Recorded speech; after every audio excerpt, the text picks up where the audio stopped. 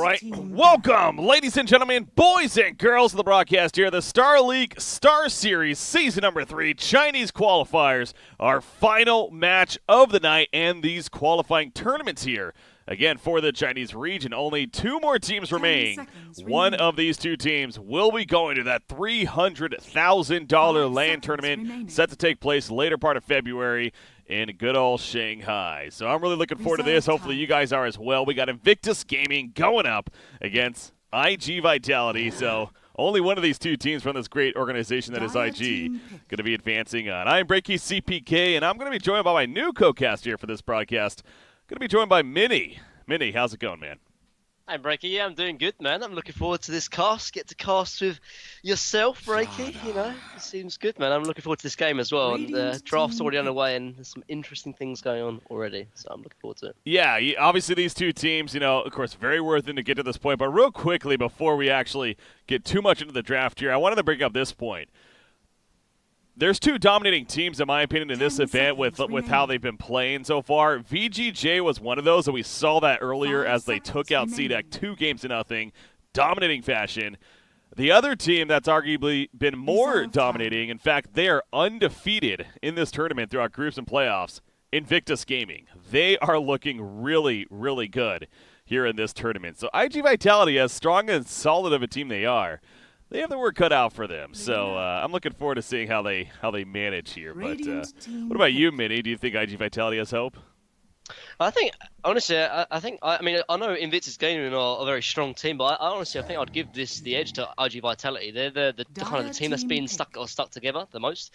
Obviously, they were playing at Boston Major. Obviously, 2 of their players are not with them when they played in the Boston Major. One of them being Burning, which now they're playing against, actually. But yeah. I think, honestly, ig.Vitality, just seeing that they've been playing longer together, I think, honestly, is the stronger team. But draft already on the way, Breaky, so I'll let you do your thing. Yeah, looking forward to it. Dogfights actually over there in ig.Vitality. One of the players that wasn't able to make it to the Boston Major, and I was actually really disappointed in that because this guy's a fun player to watch, especially he plays a bit of Earth Spirit, at least used to, back a couple months ago. Of course, a lot's changed with 7.0, and I know that's a pretty obvious statement right there, but again, excited to see how this works. But we got the draft underway, so let's start talking about that now. Slaughter and Lifestealer coming out for IG. We got Luna and Sand King for ig.Vitality. What is your take, man?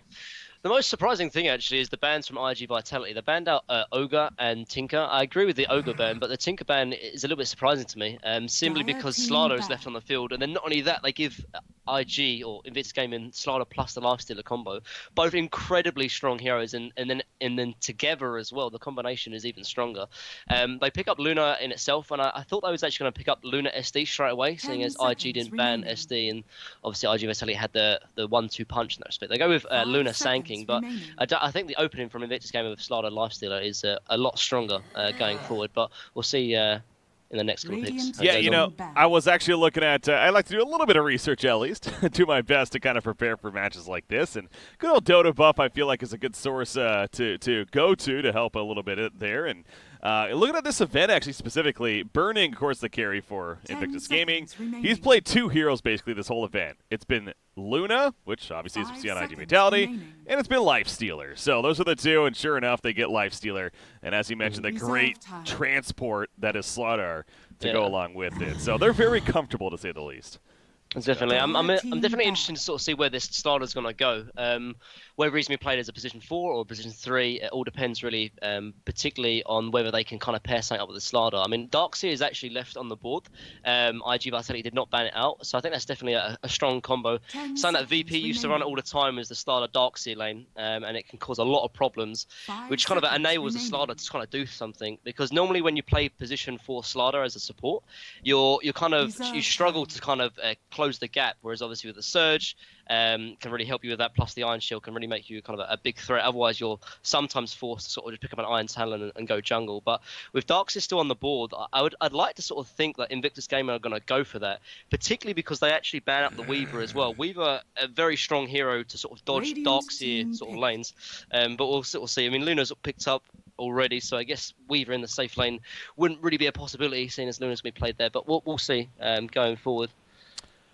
Yeah, they have played Dark Zero once, just to check on that here of this tournament at least. So perhaps going to run with that again as you're getting up. But for now, we're going to see the third pick of ig.Vitality so far to go along with the Sand King Luna, and they keep it pretty, simple. I think you could say Juggernaut coming out, nothing too out of the ordinary here. Yeah, and decent pick. A good against Lifestealer. Lifestealer really struggles against kind of high physical burst. Juggernaut being one of them, and Ursa being another, and TA being probably the third best option against him. So Juggernaut's a fine pick up here. A very good mid as well.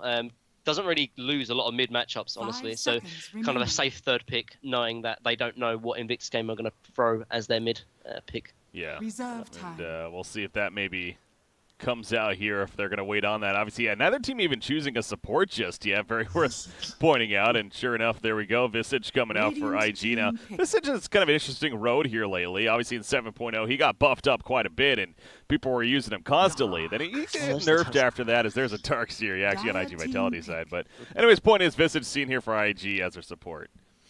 Yeah, definitely. I think he was very, very strong coming out of just the 7.00 patch. And then he got nerfed kind of heavily, I think, as needed as well, in the 7.01 patch. There's been a lot of teams really running Visage. And when they do run Visage, normally it's in a draw strategy. So it's very interesting to see IG pick it up here.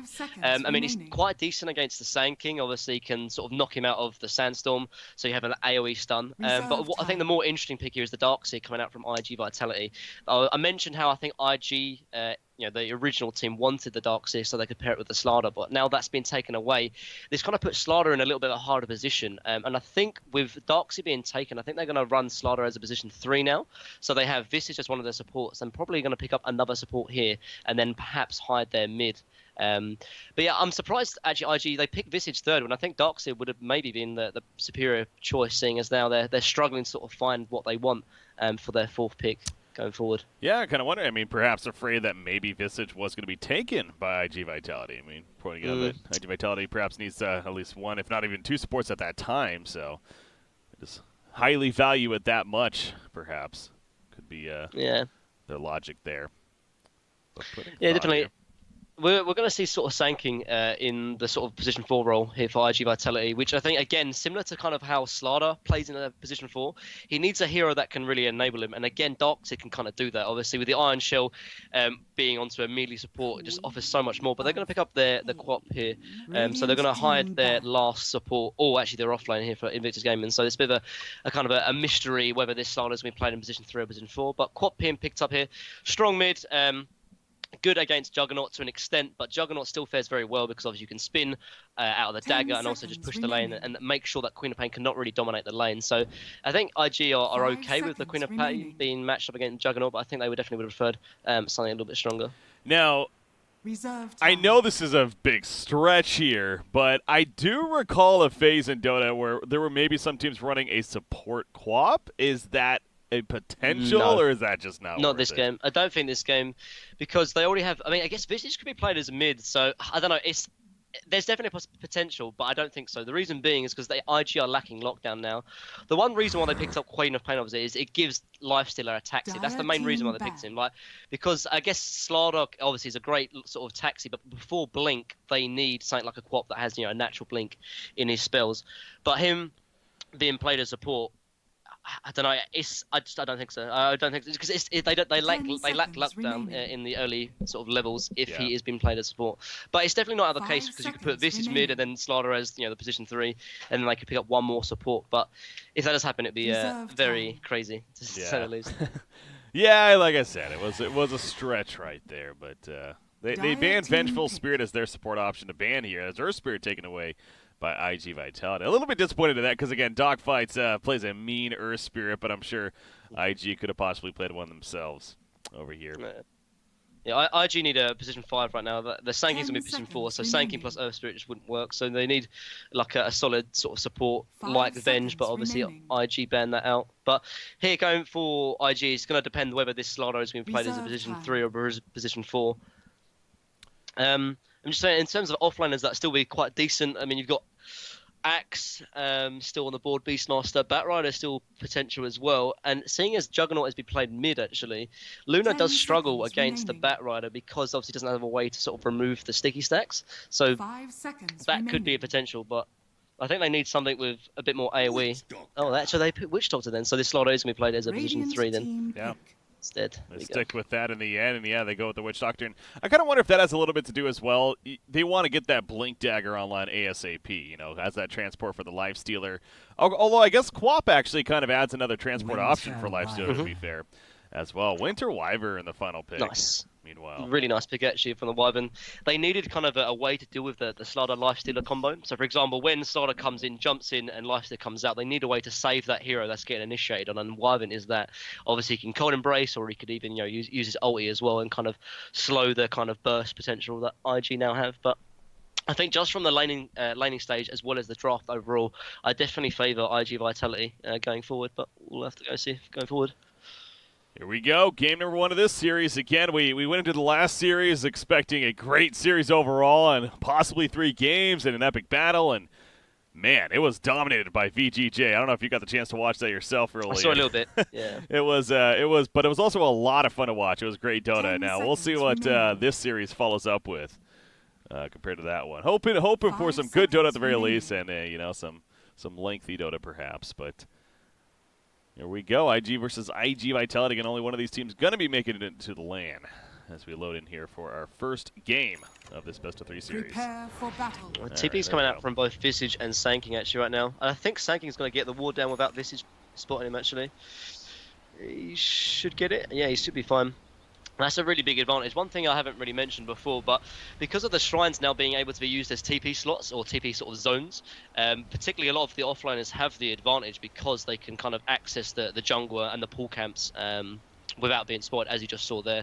Before, obviously, when there wasn't any shrines, both supports and offlaners would sort of TP to either the safe lane tower or the off lane tower, and then normally be spotted. But with the kind of different pathing that we saw there, actually, it was able to be undetected. Obviously, there's 2 sentries on Visage, so probably will most likely be counted, but will definitely be less information given because of it. Yeah. Grouping up over here. Still the 1 ward to be placed by Boboka here playing the Witch Doctor, so we'll see where that ends up being over here. But in July and Darks here, of course, setting up to be in that off lane up top. It looks like Juggernaut set to pick up that bounty rune. So it's been interesting kind of seeing the differences in terms of bounty rune contention from game to game and series to series. And it looks like this time around, neither team is going to be putting up much of a fight. We'll go ahead and just each get 2 The battle begins. and then move on with their lives. So.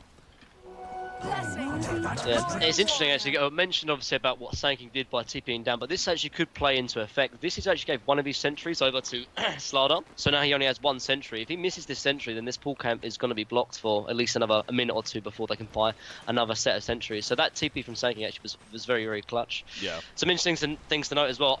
Darks has already picked up his Iron Talon, which is definitely needed. He's going to be facing against a defensive tri-lane, so he's going to try and perhaps get level 2, but I don't think he's going to be able to do it, seeing as both Witch Doctor and Visage are going to be boxing him out of experience range as we see right now. That's so a deadly combo too. Yeah, he's just going to be forced to go into the jungle, whereas Slardar's going to be under attack as well bot lane. He's in trouble. Speaking of a dangerous combo coming out, Winter Wyvern assisting with the Sand King right here, throws out the crush and the TP. That will be enough to escape. So surviving is the name of the game. Sure, he's out of range of experience now and everything, but as long as he doesn't die, he's doing his job there. Safe to say. What's going on over here? The Shrine on the Radiant side in July, having fun with Boboka. Boboka more so trying to harass Darks here, not let him have some jungle farm. Yeah, he's just going to try and stop him from farming, but it's hard to do that really because what of 2 things. One, obviously Darkseer can just man up with Iron Shell, but there's a Shrine right next to him as well, so Witch Doctor can't really take that fight. But yeah, Darkseer, the problem with Darkseer right now is that he needs to get level 2 to come into the lane. But obviously to come into the lane he needs to get experience. Because if he doesn't have Surge, he's going to die, whereas if he has Surge, he probably can live against all 3 of those heroes. So he wants to get level 2, which he's going to try and find here in the jungle, and then he can kind of rotate into the lane and go from there. So you're talking about the middle matchup a little bit right here. The spin potential Sakata could be helpful, but overall, I mean, how do you see this one playing out? Right now, it's a slight advantage for Quap. Do you still think she's going to keep that way? Yeah, this is kind of to be expected. Quap will win the sort of the first early levels because I mean Juggernaut doesn't want to be spinning in the early levels because he wastes too much mana. But when it comes into the next say 2 or 3 minutes or so, Juggernaut will start sort of becoming a bit more equal. Obviously, if Quap goes too far up on the high ground, then Jug can just spin and force the TP out. But Yeah. for the most part, yeah, this is to be expected. Quap will win in the sort of the first few sort of levels, but then Jug's going to come back by just spinning the wave, and Quap can't do anything about it. So. Witch Doctor going to protect that Arcane Rune, allow Quap to come on over and pick it up. Of course, doesn't have a bottle yet or anything like that, but we'll just simply use it, and that could be pretty helpful for spamming set abilities, specifically that Shadow Strike here. Keep the harassment up on that Juggernaut. Meanwhile, dogfights on the Sand King. Going to be hit by a cask, but no bounces, so he'll be fine. Just going to be a little bit of harassment there. Does have those tangos, though, to heal right on up. So far, I mean, quite a slow-paced game here. We saw a little bit of the action on Slaughter, of course, but other than that, not a whole lot taking place. Both teams running that defensive tri-lane, so is this pretty much what you expect with the beginning of this game, a pretty passive game here? Yeah, pretty much, like, because it all goes back to there's not really the greatest kind of aggressive dual lane coming out from iG.V. Like, it's, if they had, like, say, Slaughter plus Darkseer, maybe, but with a Sand King, he's not able to do much against the sort of the two defensive supports with both the Witch Doctor and Visage. But Darkseer's going to be getting levels now, like level 3 now, and this is when Lifesteal is going to sort of struggle to deal with the Iron Shell. So I could easily see perhaps Dogfights rotating up to try and even put even more pressure on Burning's lane in the top lane. Yeah, for now, he's still hanging around that bottom. I mean, again, Slaughter, though, is playing very passive. In fact, Witch Doctor being down here, but is not going to really expose himself either. Not give him that chance. And we'll see if those rotations start happening, as we do see on the side of Invictus Gaming, at least. But Vitality is the one yet to move. But Dogfight, sure enough, is starting heading on over. Of course, I think towards that Shrine, but full life, full mana, so not going to be using that by any means. But this is kind of the interesting thing to when you kind of compare the two offliners from both teams. This is why we normally sort of see Slaughter in a position 4 role than a straight up offlane role, and the reason being is that he doesn't have kind of lane pressure like say someone like a Darkseer has or an Underlord. He's forced to go into the jungle, and he's like obviously very slow at jungling, which doesn't make him very strong. But also when he comes back into the lane, he can't really pressure. Whereas someone like a Darkseer, like he's going to be pressuring the lifesteal. Like if you compare the CS between the Lifesteal and Luna, it's not a lot, but still Luna is ahead because of Darkseer's kind of pressure he's putting onto the Lifestealer. Darkseer's level 4, whereas you compare Slaughter, just turned level 3 already. So those kind of offlaners are definitely kind of night and day in that respect. Yeah. Roaming around from Witch Doctor. He's going to spot things out in the Radiant jungle, then fall back on a ward down. Of course, you see another one actually placed right there on also the side of the Radiant. Meanwhile, Shrine use Baboka's full on mana life, so not really taking advantage of it, but Slaughter needed it, so we'll gladly use it. Again, not a whole lot of action in general, so understandable that not many heroes needed to use them this early on in the game.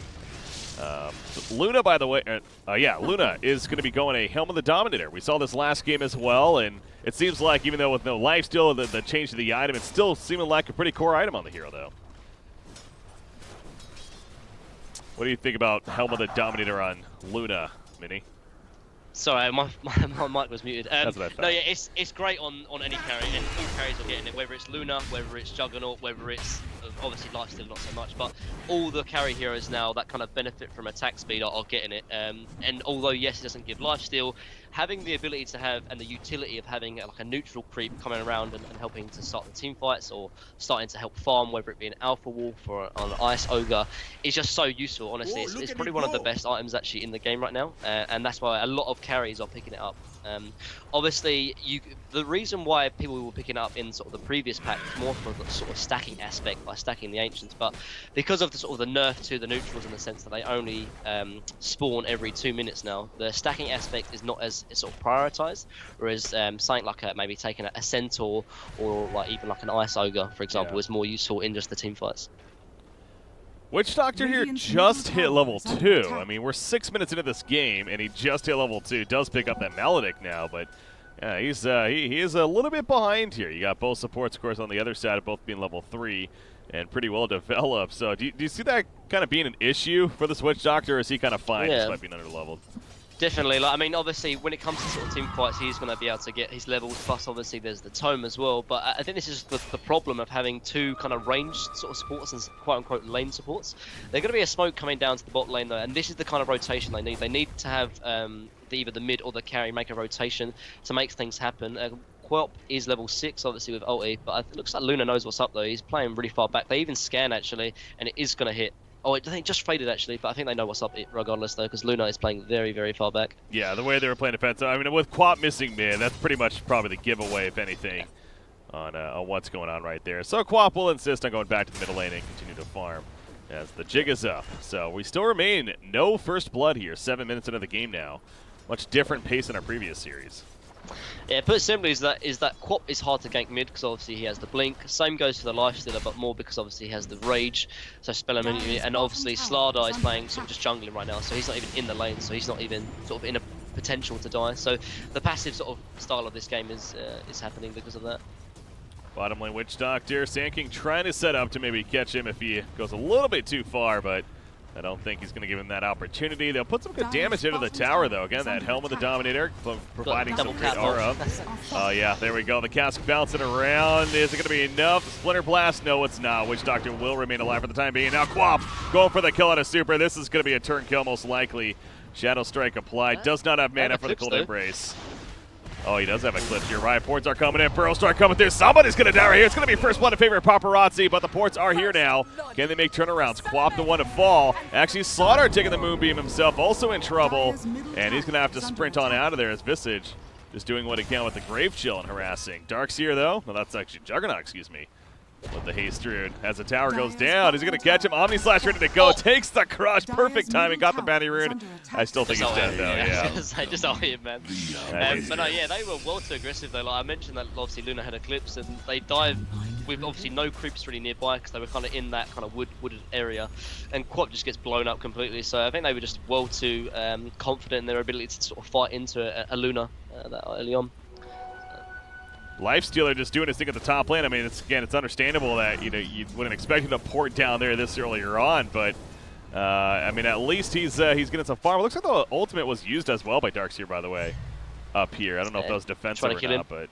Yeah, trying to kill him. Obviously, it's quite low, but this is the kind of the strength of Darkseer, though. Like the reason why Lifestealer didn't port down there, though, is because if he ports down there, then Darkseer's going to take this tower. Like put simply, like he has to be sort of in this lane to make sure that Darkseer is not having too much sort of control and pressure in this lane. And again, it just goes back to sort of Slardar being put as a position 3 instead of perhaps a position 4, and Darkseer obviously really a strong laner, and as a result, is really kind of putting his presence on this game already. Yeah.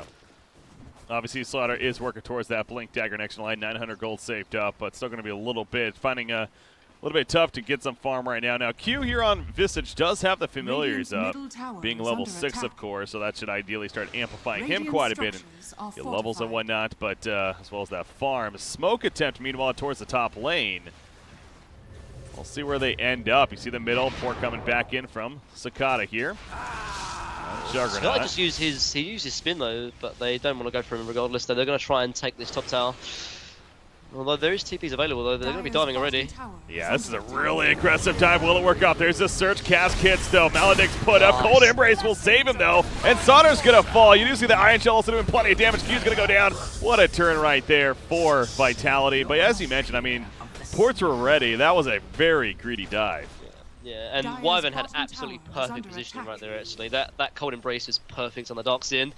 Right now, ig.Vitality have to take complete control of this game. And I think it honestly goes back to the Slardar and Darkseer being sort of just a lot different. Like, Darkseer really having a lot of presence in this sort of game, where Slardar really has been jungling for like the whole 10 minutes and still doesn't even have a Blink Dagger to say he can sort of claim as his own.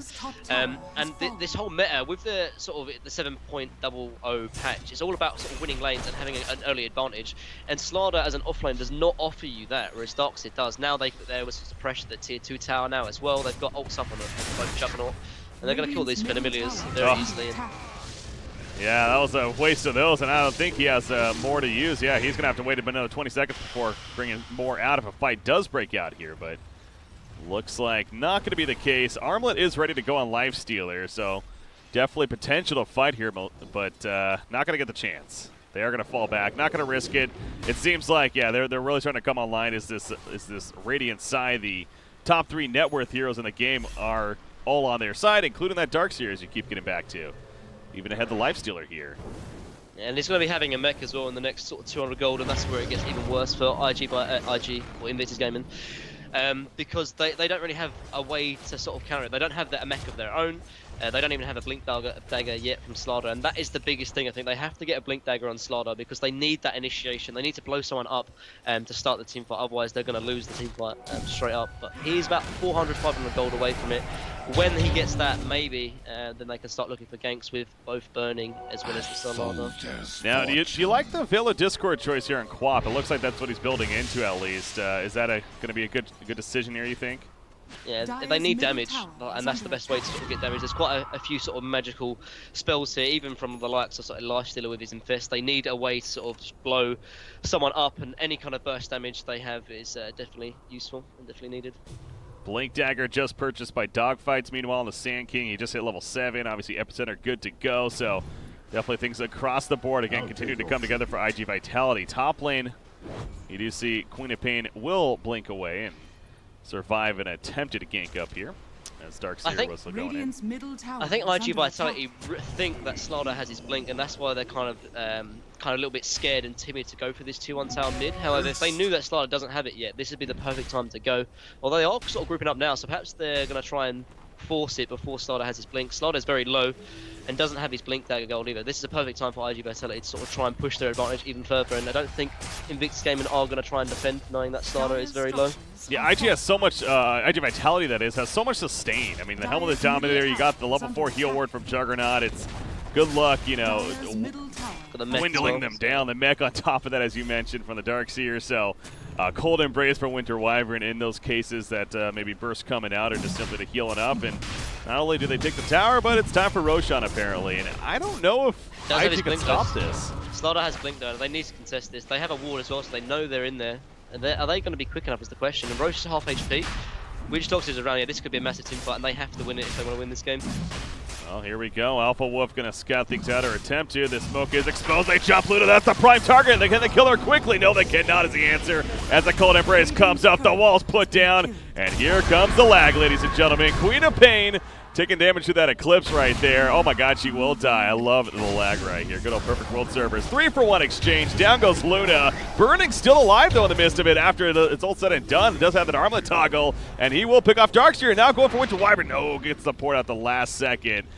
Well, didn't really get to see the fight the best, but that Wyvern was that ulti was horrible, honestly, from that Winter Wyvern. They were winning that team fight until they used Cold Embrace.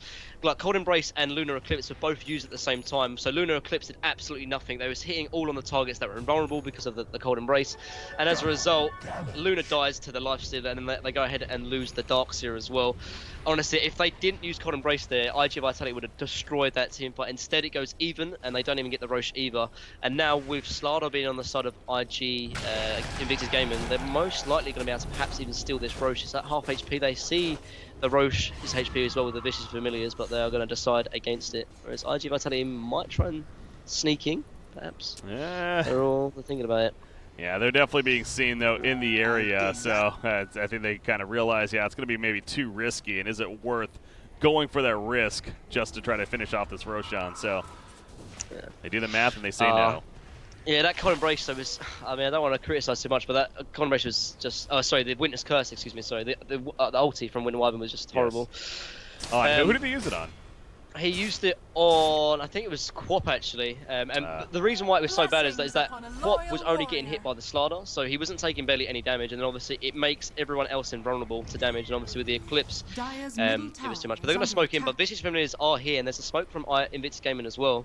So there might be a second team fight coming up already. Yeah, it's definitely going to be a team fight. Who's going to get the jump is the question. Super goes in the air, flies away. The Familiar is going to chasing him down somewhat. Over here, though, Sakata spin. They catch the Slaughter, it looks like, and he is going to fall now. Burning out, of course, of the Infest. They are able to pick off the Juggernaut. There's a Winter's Curse on Quap. This time, not going to be enough, though. At Half-Life, Splinter Blast doing a little bit of damage right there as well. But Sand King actually gets the Barrel Strike on a Quap off to the side, but not enough damage. Follow-up. Quap will not be able to secure the kill, though, on a Sand King. See, InJuly saved by the Cold Embrace right there, despite that Sonic Wave activated. InJuly cannot get away, though, in the end. And it seems like it's working out so far in favor of the dire side, or maybe not, actually. Paparazzi beam to finish off the Visage and make it a 3-for-2. When it was all said and done. And now Burning's on the run.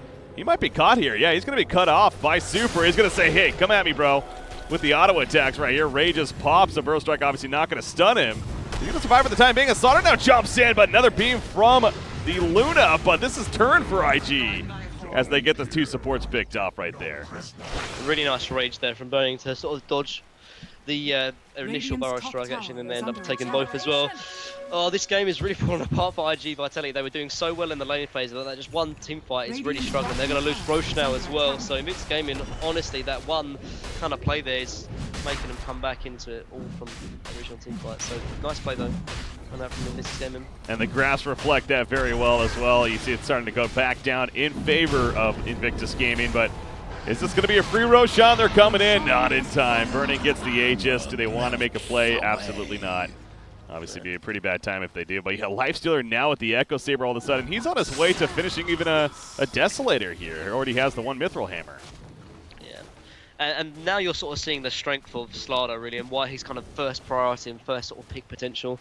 When he gets that blink, obviously he has the ability to sort of jump in with the lifesteal and blow someone up, but more importantly really is the ability to sort of take Roche so well, obviously with the amp damage, and they instantly take it, and there's nothing that ig.Vitality could do. I think 1 or 2 were already dead at the time, so there's no way they could really contest. And now the kind of early advantage they now have is no longer there. Now with Roche being sort of lost, their team fight is even weaker now because obviously they're fighting against Aegis, so I think they're going to have to sort of try and split and now wait for this Aegis to go down, because there's no way they kill Lifestealer twice in the next team fight, that's for sure. It'll be too difficult perhaps, so we'll see what their decision is. Juggernaut going pretty aggressive though here with that set into the Dire jungle. He's maybe going to find Visage. Nope, not even going to do that, as Visage just pulling up the creep on the uphill and continue to farm it out. He will see Juggernaut himself jump over here. Who do they catch? They got somebody. Oh, nice job at the Cold Embrace though in July, the one they did catch. Playing that Darkseer, but not enough damage. The Cold Embrace doing a good job. Ending up the ultimate from Quath. The wall put down once again with the illusions to vacuum them in. And down goes Slaughter. The Omni-Side's jumping around as well. Burning force half away though. He will survive for the time being, but the spin very aggressive from Sakata with that Ion Shell doing plenty of damage. He gets Maledict though, and the cask on top of that. The Death Ward put down, but again the Cold Embrace comes through as dogfights in the background with the Epicenter. Baboka somehow still alive throughout all that, channeling that Death Ward, but he finally does fall. Lifestealer's like, I'm not going to risk further though, and he will stay away, but there we go, a 1-5 for Vitality. Yeah, I think the Winter Wyvern has definitely redeemed himself after that kind of bad ult. He did 2 clutch Cold Embraces there to sort of save the Darkseer and then to save the Juggernaut as well. And this pick, honestly, this 5th pick Winter Wyvern is doing so much though. Obviously, there's kind of predominantly only physical damage coming out from Invictus Gaming with the Slaughter and Lifestealer, and just that one hero can really kind of just screw up their plans. The whole plan from Invictus Gaming coming into the team fights is they jump in with Slaughter, Lifestealer, they blow someone up, and then they go and fight the team fight 5 versus 4. But with the Cold Embrace able to sort of have that kind of save is just coming out such clutch in these team fights. Yeah, it seems like it's throwing stuff off quite a bit. In fact, I saw Quap in a couple of fights ago, if I'm not mistaken, using that Sonic Wave on a target that actually was in that Cold Embrace, and as we saw, they ended up living even. So, yeah, another case of saving in July once again on that Darkseer, and no doubt deserving so much credit for the success of these fights here for Vitality. Now, a little bit of a slow phase once again, going to kind of reset some things right here, so we'll get updated on. Let's look at some talent trees, actually. Haven't done that just yet. We got Luna with the 4 armor decision over the damage. Juggernaut going the 20 damage himself. 100 cast range on Darkseer. 200 mana just picked up on Sand King, and then nothing on Winter Wyvern yet. But yeah, what's interesting to you? The 100 cast time on Darkseid, like I think about 90% of Darkseid will go on the evasion, and I think evasion would have been better here as well. Just sort of having that extra kind of ability to sort of survive. Say for example, he does get jumped by the Lifestealer. 12 evasion doesn't seem a lot, but in sort of the grand scheme of things, is quite a lot really. Having 1 auto attack missed, it can be really the difference between living and dying, particularly if he's been amped up, for example. So interesting. I mean, the 100 cast range obviously is good. It gives him obviously better cast time, sort of cast range on the vacuum to land like the 5-man vacuum. But I think perhaps the evasion could have been something he could have thought about. It does seem like that could have been really strong in this game. I got to agree right there. But yeah, choosing to go the cast range and obviously committed to it. There's no respecs and talents the same World of Warcraft. You're pretty much sticking to what you got right here. Imagine that being an item in the future. Anyways, I'm Ice Frog. You know, that's a good idea. But here we go. Possible initiation coming back into the bottom lane. The Infest inside Slaughter. No obvious target though just yet. There are all 5 here, so this would be so risky. I think they felt the pain of that Cold Embrace a couple times here, and it's making them play a little more passive. Wyvern, I think Wyvern has to be the target. So it's all on Super if he can get good positioning. He's like hiding in the trees at the moment, so really nice positioning. They're trying to bait out with this illusion from Luna, but I think Invictus Gaming are not having any of it. This is interesting though, because they still have Aegis on lifesteal, yet they're still kind of scared to take the team fight. Which shows kind of the strength of the team fight from Vitality right now. Yeah, and he also just got his Desolator on top of that, so yeah, really is going to go, oh, that's going to be a dead Visage for sure. Yeah, he's caught farming a little bit in the jungle over here to the secret shop, and that will be the end of him, so good scouting, and that's a nice pick. He doesn't have a buyback, but it's obviously minimal time right here, so it shouldn't be that big of a deal. I think Vitality needs to be careful right now. They're going to be pushing into this tier 2 tower, but Visage is already up in 15 seconds. I don't know if they can kill this tower in time. And although no, it looks like Invictus Gaming are going to just give up that tier 2 and play it safe. What about the other side talent tree? Speaking of Visage, going to 60 gold per minute. We have Quap, 20 damage and now 12% cooldown reduction as that second talent over GPM right there. Slaughter going to 175 mana. We have Witch Doctor, nothing just yet, and then Lifestealer, 5 stats and 25 damage. Yeah, he was level 1 for the first like 4 minutes of this game, and he's had a struggle, man. He's had a struggle, but... I don't know about this though. IG Vitality again, they're pushing high ground. The Aegis it has expired, but this is still dangerous. Again, it all depends really on this Wyvern. Right now, the team fights are solely on this Wyvern, so Invictus Gaming want to make sure they burst the Wyvern down first. And obviously Vitality they need to make sure that Wyvern stays far enough back so you can get a good Cold Embrace and a good Winter's Curse. And now we saw in that original team fight that went so bad for Vitality that the Winter's Curse was kind of just really poor in that respect. I think when you play a Wyvern in this position, you have to do one of two things. Either you have to Winter's Curse as the initiation, so you got to use it first, or you have to use it last. If you use it during the team fight when things like Epicenter's coming off, things like Eclipse is going off, things like the Omni Slash from Juggernaut, you're going to actually be saving the enemy team because obviously they're not really taking damage from it. So they have to super playing this Wyvern has to be very kind of careful in it, and it's not an easy game to play Wyvern. Like there's so many things he has to worry about. There's so many things that he needs to sort of keep an eye out for example. But at the same time, he really is the difference between them winning and losing these team fights right now. So he has to be playing on par really. Well, he gets away out of the bottom lane down there, so he'll be fine for now. But yeah, you see Visage here is going to be pushing out this middle lane a little bit with Quap, using those familiars to help push it out. And I gotta say, in my experience watching Visage, especially post 7.0, and I know he didn't get those nerfs and everything, but usually he's pretty good at getting levels. I mean, this game he's only level 11. He's kind of one of the lowest in the game at this point, on par with the other supports. Is that an issue, or is that kind of expected? Well, it's because he went for the gold talent instead of the XP. Really, I think a lot of, depending on who you ask, really, some Visage players will prefer the XP gain, some will prefer the gold gain. I think it kind of depends. But you have to remember as well, both of these games, or this game here, sorry, both teams are kind of looking to do the same thing. They're looking to try and take an advantage through team fight. So because of that, both teams have to sort of stay as 5 because of the fact that they might be getting picked off. So they're both sort of going as 5, so XP is kind of only depending on who wins team fights really. And at the moment it's been Vitality the last couple, so Visage is kind of under-leveled as a result. Slaughter has Lifestealer inside him once again. They're going to try to find somebody. Try to find dogfights, but he sandstorms away. He will be fine. In fact, they're running right into a trap. He turns around with a Burrow Strike. Oh, they get the pick onto the Sand King. Paparazzi, though, he's good to go. There's the Winter's Curse on a Lifestealer in the background. Taking some fair damage. The pull him with a vacuum on top of the wall. Burning just simply trying to live. It ain't going to happen, though. Omni Slash helps cut him out at 3-for-1 exchange. Vitality dominating that fight. That's the bait that they were looking for. And now going to push the top tower here. And that's simply because Quap and Witch Doctor were not there. I literally was saying how both teams need to be sort of staying as 5 because they can get picked off. And that moment I say it is the time when Invictus Gaming sort of split off and then they get they lose 5 versus 3 obviously, as you expect. And now they're going to most likely be losing Rax. Life doesn't even have a buyback, so that's probably the game right there, honestly. They're going to lose. There goes their Rax. With Alpha Wolf as well, Luna just kind of cut through your Rax. A simple mistake and sort of, it's not even a mistake, it's just kind of, they lose concentration for 5 to 10 seconds. They're not as 5. They see an opening. They think that, oh, there's only one hero there. Let's just kill the Sand King. And then they go ahead and they just die because there's 4 heroes sitting behind the Sand King. And they go ahead and they lose their ranks. I gotta say too, it's kind of interesting seeing Luna specifically. The transition of Luna. You know, obviously throughout these last couple of patches, even before 7.0, she was a very popular carry as of late. But it was a different style, right? It was more of the Shadow Demon, the illusion-based. Where now it's more about get the helm of the Dominator, group up with the team, and be a push presence with the team. Yeah, without a doubt. I think. I mean, it was kind of getting to like that before the 7.0 patch. If you watch sort of VP, this is kind of the style they would play with Luna.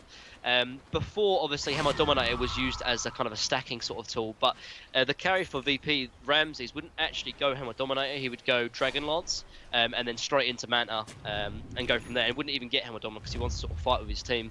Now that Hammer Dominator doesn't even sort of give you that lifesteal and that kind of stacking potential, you even want to use it even more because you can use it to sort of team fight. Yeah. So yeah, it's definitely an interesting sort of see this evolution of Luna as a hero, as we do see a smoke here from Invictus Gaming. They're kind of the last Hail Mary play, and they're going to catch 2 here. 3 stun. Oh, the triple stun. This is a big chance. They got the Sonic Wave. They get the 1 kill. They get the 2 on the Wind Wyvern and Sand King. They're going for a third on the Darkseer in the background. They also catch Luna. Meanwhile, they do lose Visage, but Luna going to be surged out, will survive. Angelai puts the wall down, says you're going to have to run through it if you want me.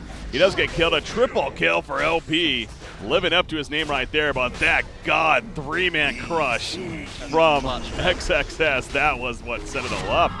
And the best thing about it, though, is that Wyvern was one of those heroes as well that they caught in the stun. Now, I mentioned how Wyvern was such an important hero in these team fights, and they was able to kill him, so you got no point brace off, obviously, no Winner's Curse either, and because of that, they were able to take the team fight. They're able to take Roche now as well, so that potential, or that lost Rax top lane really doesn't mean as much as it sort of would be, obviously.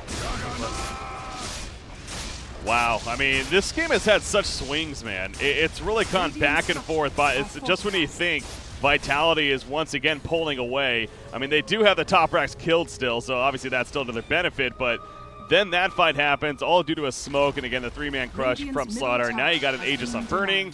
All of a sudden, it's back to at least IG themselves having hope once again. They're still sticking in it, if anything.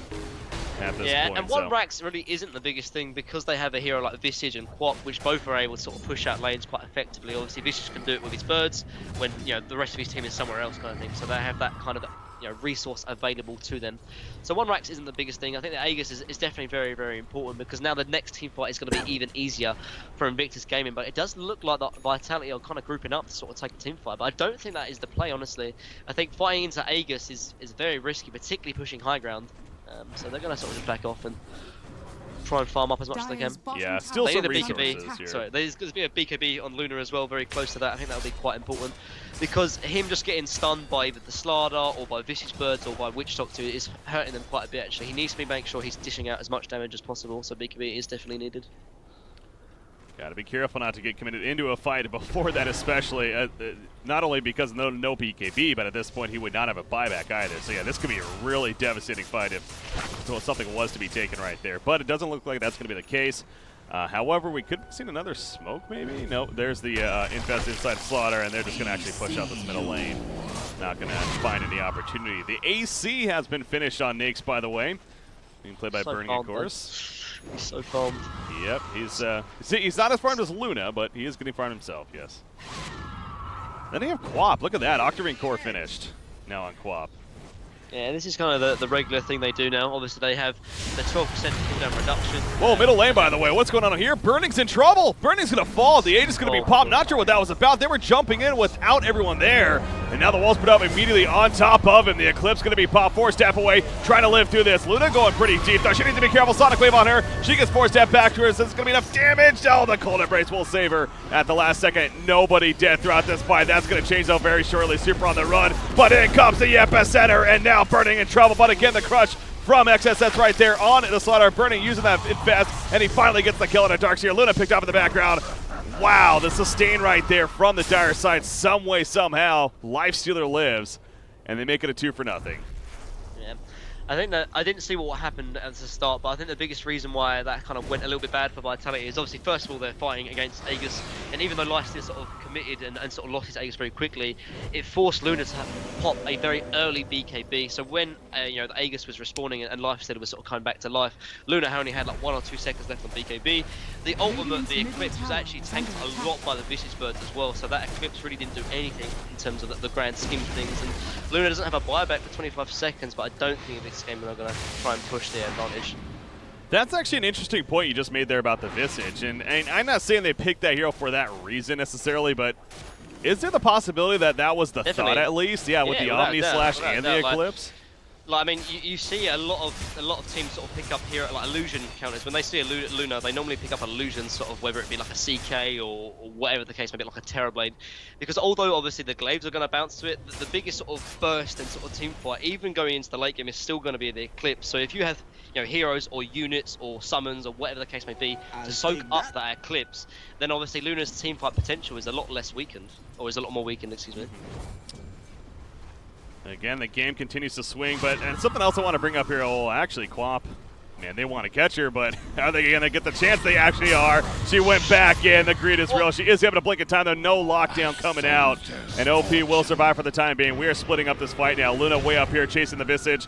OP, meanwhile, just continues to run. She will survive. Here comes a crush. Hits a couple. Out comes Burning, and down goes Juggernaut right off the bat. And now the chase continues. Paparazzi pops the BKB. The Winter's Curse in the background onto Visage. Actually might kill him right here, so pretty good placement.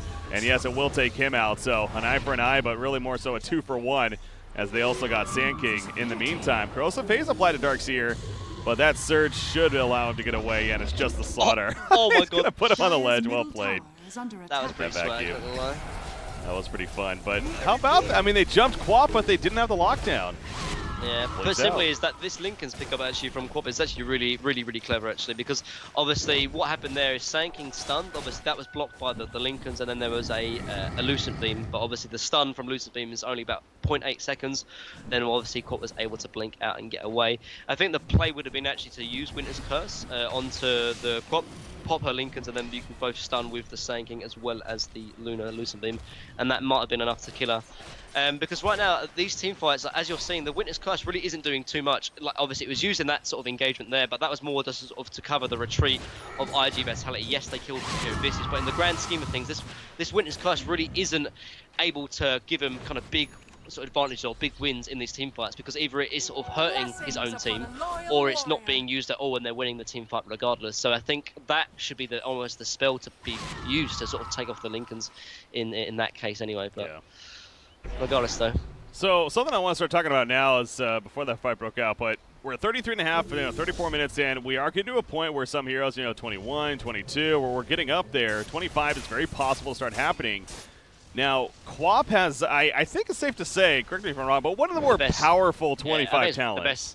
I think I'd argue it probably as one of the best, honestly, because when he gets 70% lifesteal, obviously you can join that up with obviously the Octarine Core, so he has almost 100% spell lifesteal. You pair that up with Blade Mail as well, which he gets all the damage reflected and then obviously all the damage healed as well. Like, that hero at level 25 has become incredibly hot. Like, they are struggling to kill him now, let alone when he gets level 25. I don't think they can kill him. Like, they really can't kill him. We saw in that last engagement where we saw the fight mid, obviously, when Lifesteal lost Aegis. Juggernaut was using Omni Slash, but then Quap can just blink away. Obviously, like one of the Lincolns gets popped and then he blinks away and takes all the Omni Slashes off. So yeah, this Quap is going to be almost impossible to kill, I think. I don't think they have the heroes to kill him.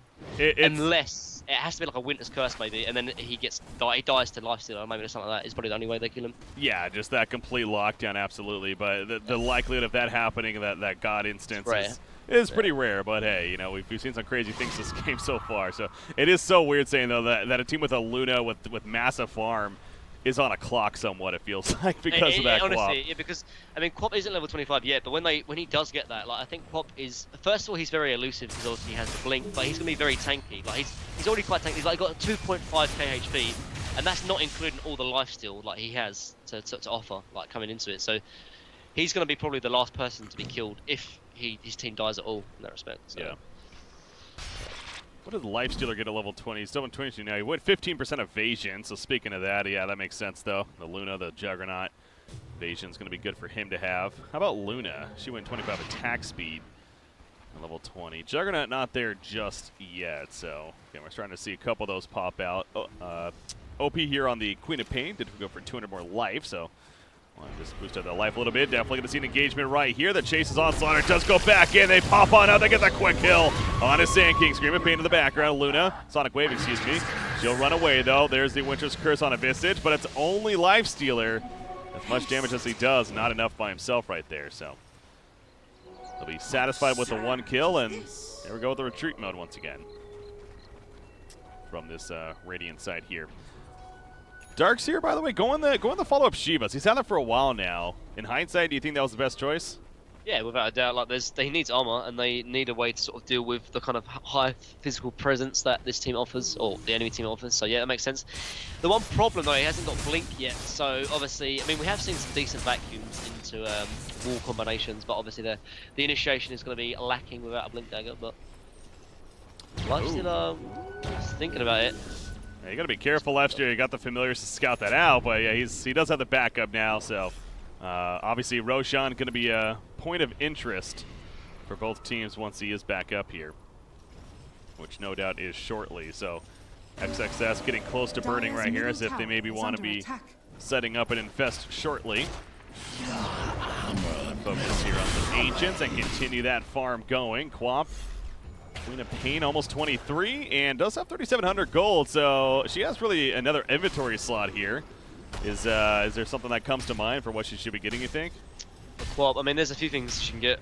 Obviously, she could get a Shivas of her own, would be quite good, because obviously it works quite nicely with the blink, because obviously you have like a massive radius to use it for. You can go Hex as well as an option. Or if they want pure on burst, I mean, Dagon sounds a bit trolly, but it can work quite well when you pair that with the Veil of Discord plus the Octarine core to get it's kind of like a burst heal in that respect. Because obviously when you have like 100% lifesteal, when you Dagon, you're going to get 900 heal, so it works really well in that respect. But depends if they feel like they need lockdown, or they need utility, or they need damage.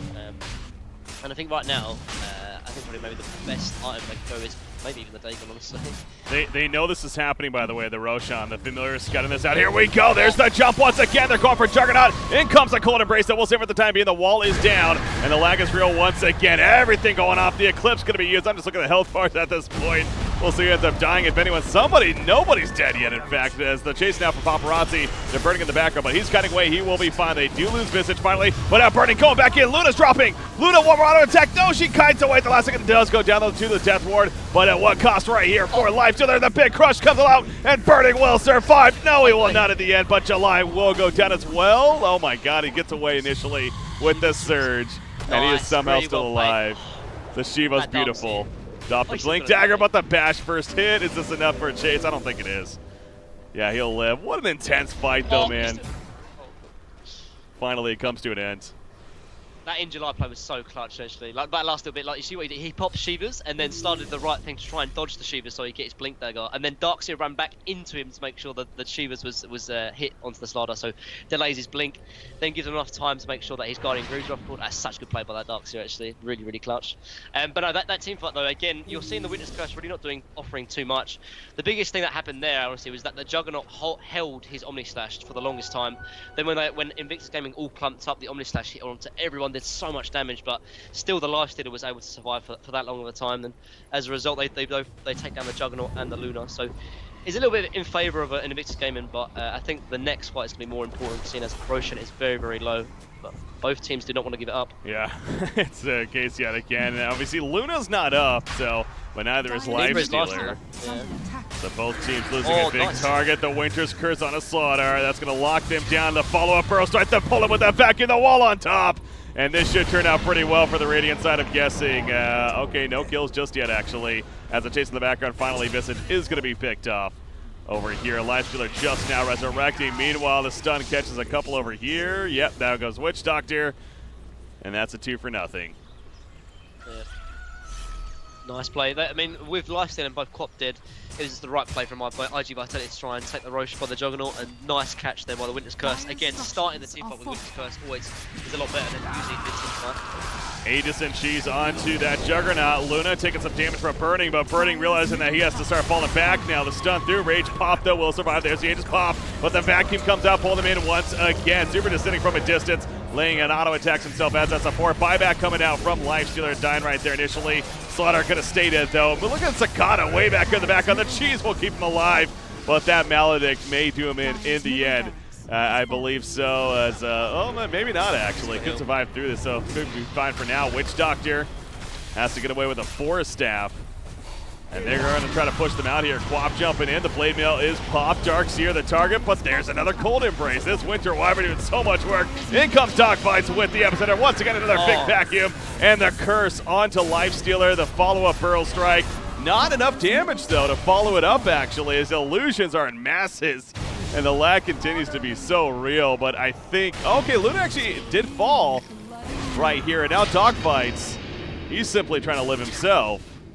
He manages to escape. Are you getting this lag too? This isn't just me, right? Yeah, I'm lagging a little bit. Okay. Winter Wyvern picked up. Yeah, it's Perfect World. It's Perfect World. All right, well, so I'm not sure exactly how it happened, but 4 heroes die in the end on the side of Vitality, so I think you're lagging a little bit more than me because obviously you're streaming it, but yeah, I'm still getting a bit of lag as well. So 25 just hit by a Quap though, but 2 racks already down. It's going to be very hard for them to sort of get back into this game.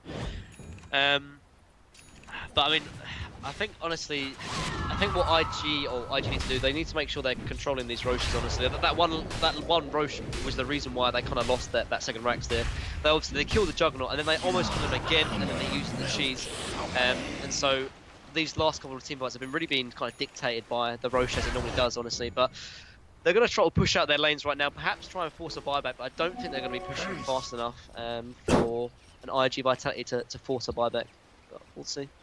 We are seeing level 25s come out. Actually, both on the Dire side. Lifestealer has his. 1 more second on that Rage now as a result. And then you have Quap actually, of course, getting the 70% lifesteal to top it off. So they are down 2 sets of racks, and the third one being exposed right here. But again, those are going to be big towns, specifically that Queen of Pain, that are going to give them at least a little bit of hope here. If they win a fight, I mean, who knows what can happen, right? So that's going to be the game plan right here as they're pushing out the top lane. Still got that secondary tower to take care of. Yeah, they need to be careful though, because Luna's pushing in bot and there's racks exposed. So yeah, they're going to be back. So nice play from Luna, unless he gets caught here. Oh dear, this is bad. By herself right now, you're right, but you know, they don't know that though. Yeah. No one's showing a map, but yeah. It's hard to tell. They're scared. Not going to risk it. It's going to come down to 1 more fight here. Yeah, Eclipse is up in 7 seconds, so I think Vitality want to try and push this if they can. Bob just farming it out. Does have a Maelstrom right here to help push out the creep wave, of course, at this point of the game. But so that was her next item choice as we see here. Of course, buyback situation as well. Something that going to be pretty critical here. Lifestealer not having it. Definitely crucial. In fact, Slaughter also doesn't have buyback due to gold, and then Quap does, though. That is the big target right now. Does in case, so. Going to regroup. I have Scotty, of course, on Luna. I believe she had that last fight as well. And she's actually looking to finish this as Satanic here. Their next item, by the way. She'll sell the Dragon Lance and then buy Satanic. She's going to keep the Reaver in her backpack right now. I kind of wonder about that. You know, obviously the Dragon Lance does get that attack range and stuff, but as far as survivability goes. Yeah, I mean, Dragon Lance still gives 12 strength though. Like, you're trading 12 strength for 14 agility as well as the 140 attack range. So I think Dragon Lance is better right now. One thing I'd actually like to see him do is swap out his travels for the Reaver, without a doubt, because there's no need to have travels when you're pushing into the base anyway. So that's a good point, yeah. He needs to do that, but other than that, yeah, it's fun. Obviously, Lifestealer sitting very patiently inside Slaughter right here. Slaughter with that BKB. And they just have to play the patience game now. IG Vitality, on the other hand, I mean, they could just continue to kind of knock on the door and then maybe wait for yet another Roshan, if anything. But, oh, we're seeing smoke here, so this is it. They're going to wrap around. Who can they jump? Winter Wyvern, of course, a key target as it continues to be. They're going to find it, it looks like. Oh, Slaughter's he going in. He's charging in. He's going to finally blink and get his darks here, but the Cold Embrace applied immediately. Oh, the screen misses completely from OP right there. The Sonic Wave, that is. Lifestealer also. He's caught with that Winter's Curse. In comes Dogfights with a Pearl Strike stun. Catches a couple. Meanwhile, back here, you got the lot of lack once again. But, okay, Lifestealer's going to survive. This is the only one killed throughout that as Lifestealer hops back in that Slaughter. But not as pretty of initiation as they hoped for. Yeah. Oh, Witch Doctor. Force Staff, Glimmer Cape. He's good. Oh, in the background, Slaughter jumps in. There's the pick on a Winter Wyvern. That's what they needed right there. Now Quap, is he going to follow up on somebody else? No, he's actually going to run back into the base, trying to prevent their racks from dying. In comes the invulnerability. There we go, the BKB popped by Luna, though. She's just pounding into the racks, wants the Mega Creeps, and they're going to get the Mega Creeps. No, the range track is finally going down right there. That should be GG. They get the kill again on Visage. Obviously no buyback on Lifestealer. And there we go, it's official. So GG, well played in favor of IG Vitality. It was nice play from Invictus Gaming though, to try and sort of find the Winter Wyvern sort of with the smoke play, but it was not enough. Luna did the right thing and just sort of started hitting the racks, and then Mega Creeps were down. So yeah, ig.Vitality win. To be fair, it wasn't a surprise. I thought ig.Vitality were going to go ahead and win this game, and I think they're still going to win the series.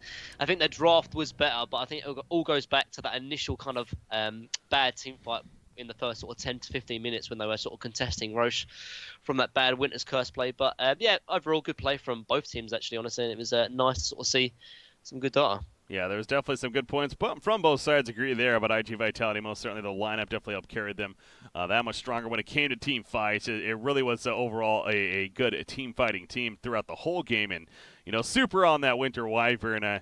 If we were to give out an MVP award, I think he'd be at least a good candidate for that. Yeah, in definitely. that game one. Had a lot of good cold embraces, some decent Winter's Curses that controlled those fights really, and kind of stalled Invictus Gaming when it came to initiation. So.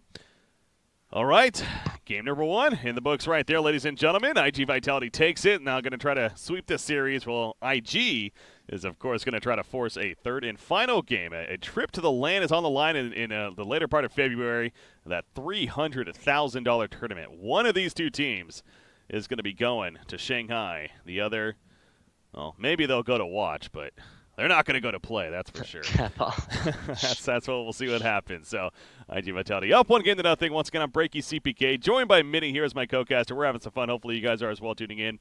We got game number 2 going to be coming up, guys. Stay tuned. We'll be right back.